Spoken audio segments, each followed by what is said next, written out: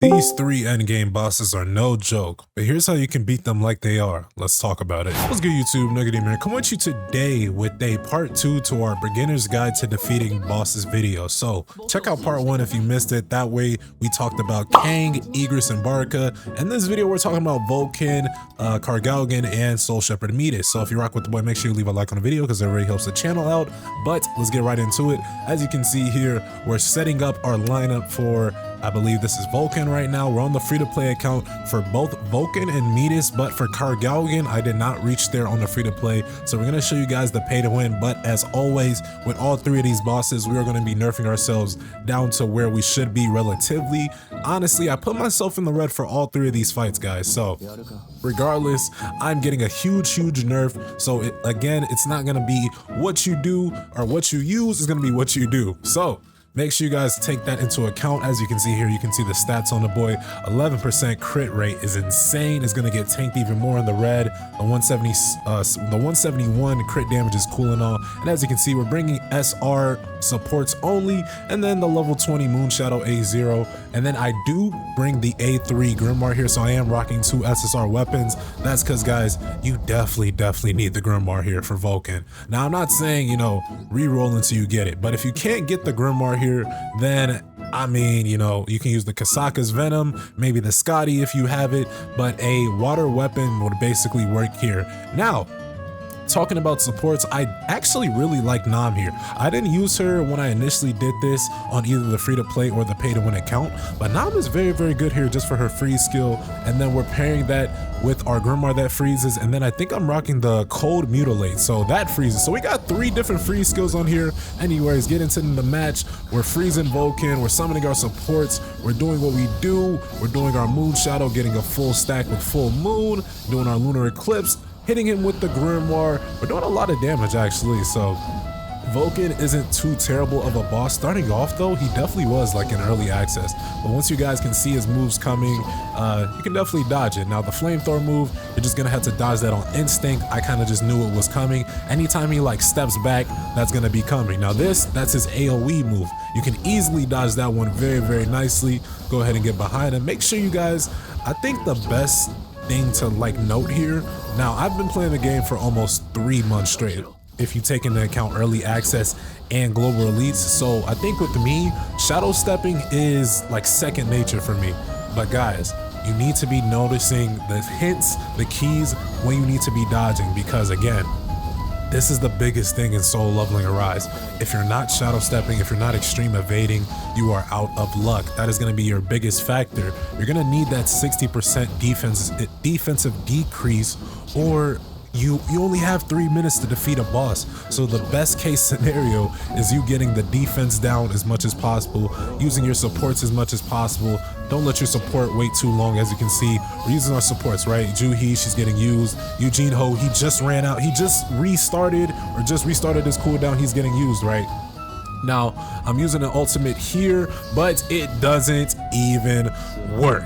Like, it is just insane, guys. I don't understand what's going on here. So I guess I just wasn't meant to use it there, but it's all good because I think we can beat him without the ultimate. We're gonna shadow step, and then honestly, in part 1, I didn't use my ultimate at all, but with these later endgame bosses, I think they're definitely hard enough to warrant at least 1 ultimate. Now with 3 minutes on the clock, you guys can get at least 3, depending on what, you know, sets you rock. And as you can see a little bit earlier, we showed you guys the set we're rocking here. It's full black line. It's the memorabilia one that we got from global release, but we knocked down Vulcan. Wasn't too terrible. I think that was my first try doing this, running this with the nerfs. Now let's get into something way harder, guys.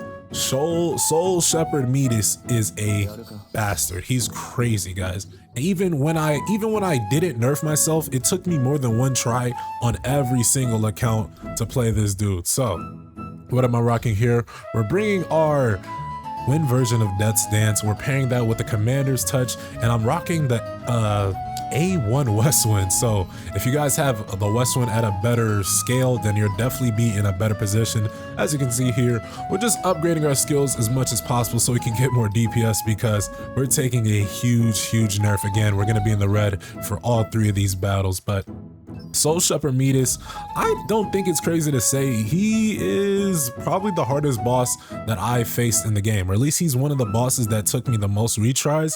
As you can see, we're rocking the exact same supports, the Nam, the Eugene Ho and Juhi, lovely, and then I added Baraka or Blades to my shadow lineup because you should at least have 2 shadows by chapter 15. So let's get to the 75th floor boss. Now, with Metus and Kargalgan, you do have to defeat kind of like 2 waves before you even get to the boss. So this is where it gets crazy. We have 34 mobs to defeat. It says that in the top left. So we're using the Grimoire off bat to summon that 2nd wave. And actually, I think it's 3 waves if I'm not mistaken, but we'll see just in a bit. We're using Nam to freeze. We're using our supports, even a Shadow Step real early on. We're spamming that Wind Death's Dance. It's honestly a pretty cool move. And we're using Death's Dance at that specific spot because that's where mobs are going to spawn towards. So as you can see, they're all getting lined up right there. And boom, we take a nice amount of them out with the A1 Westwind, level 40, mind you. So it's not bad. 1 mob survived, so we had to use the Grimoire here. Now here comes the big boy Soul Shepherd Metus. Now guys, when it comes to Metus, he is a cheater, and you're gonna see what I mean very shortly. But let's start off with a Shadow Step, some of the support, some of the shadows, use the Commander's Touch maybe. I don't even remember what happened here. This is just a voiceover. There we go, there's the Commander's. But Metus likes to teleport. As you can see, these orbs. Guys, if you're not dodging those orbs, you will die very fast, especially if you do not have daily quests, guys. With this nerf, I can tell you right now, this took me several tries before I even beat him on this. I'll be honest, he's not easy, so nerfing myself kind of made it worse for me. But Shadow Step into the what is that? I just drew a blank. The goddamn Westwind, and boom. So as you can see, he just went berserk. When he goes berserk though, he's gonna summon one of his mobs, and I could have dodged that move right there, but I didn't think he'd be unfrozen. So you guys see what I mean when I say Metus is a cheater, right? He's supposed to be frozen, he's not frozen. So if you're looking to freeze him, guys, just be mindful. He will not freeze for a lot of these skills. He gets a lot of, I think he's one of the only bosses that gets a lot of invincibility frames. Kargalgan doesn't get these much invincibility frames. He's spawning hella mobs. Look at that, we froze him, but now he's disappeared. I'm looking for him, right? So, boom, he's doing a lot of moves though. Metus is definitely not a hard boss in terms of fighting capability, but he has so many supports, so many moves that's gonna tank your health. So it's just good to be mindful of that, guys. Now you can see here we're charging up. We're waiting for the AoE attack to hit, and boom! We get a nice crit on the Westwind. Just right, over 260k damage to take him out and to lead us to victory, and that's a 1-star. But whatever works is whatever works, guys. I'm nerfing myself in the red to show you guys that, you know, you can do it at a higher level. Now let's talk about the last one, the recently added boss. That's Kargalgan, almighty Kargalgan, right? Now with this, guys, like I said, I have not gotten here on the free-to-play account, but I am willing to make a separate video when it comes to, you know, tackling him on the free-to-play side, because it's important to show you guys that you don't have to spend money to beat these bosses. And we already showed that with the last 2 bosses. Hell, we even showed that with the last video with Baraka, Igris, and Kang. But as far as the lineup here, it might look a little uneven because we have a little bit of level 80 supports. We're rocking Juhi, Mean, and what's that, Kim Chul. And actually I take out Juhi and I replace her, sorry, with Baek Yoonho. And as far as weapons we're rocking the longbow, the light longbow, and the huntsman. Now the longbow is A8 and the huntsman is A5. Like I said, guys, it's a little gray hairish. We're still nerfing ourselves about an 80k power difference. Again, only bringing daily quest completion, and we're bringing our end game artifacts. So guys, by chapter 18, you should already have end game artifacts pretty much ready. But let's get into this boss fight. Like I said, you do have to end up you have to end up fighting 2 waves of bosses here. So it's just a matter of how you're dealing with these. You have to deal with these bosses very quickly though. So as you can see here, we're doing a lot of damage. We're doing a lot of damage with the Huntsman, we're doing a lot of damage with the bow, and I really like the bow here.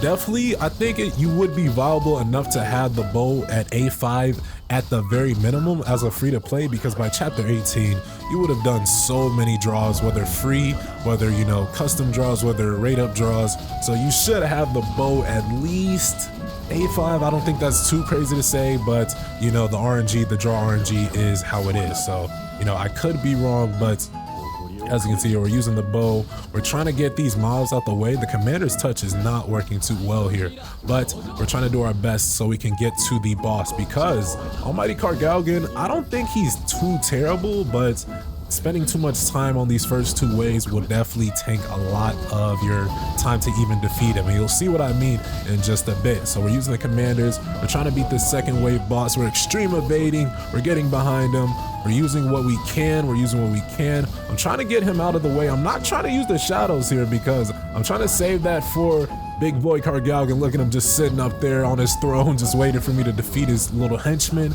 Let's go ahead and get them out the way, and let's bring on the boss fight.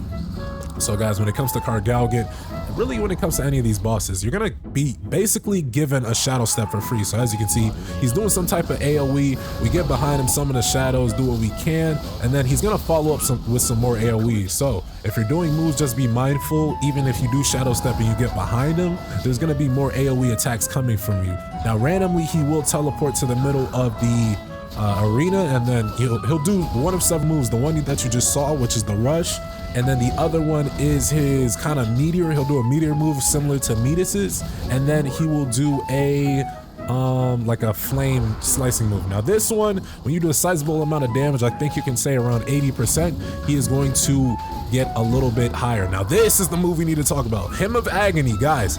You need to dodge this move. This is a quick move, and you won't have enough free time to dodge this.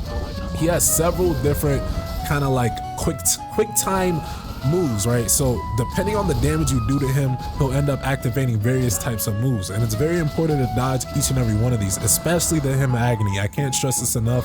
Here's the other move we were just talking about not too long ago. We're shadow stepping, we're getting behind him, we're doing as much damage as possible. He's at 21%, and now he says, I'll show you the power of fire, which brings up this totem. Now this totem is super annoying, guys, because you have to defeat it. As you can see, we've got 11 seconds on the clock, but we still gotta turn around and defeat him.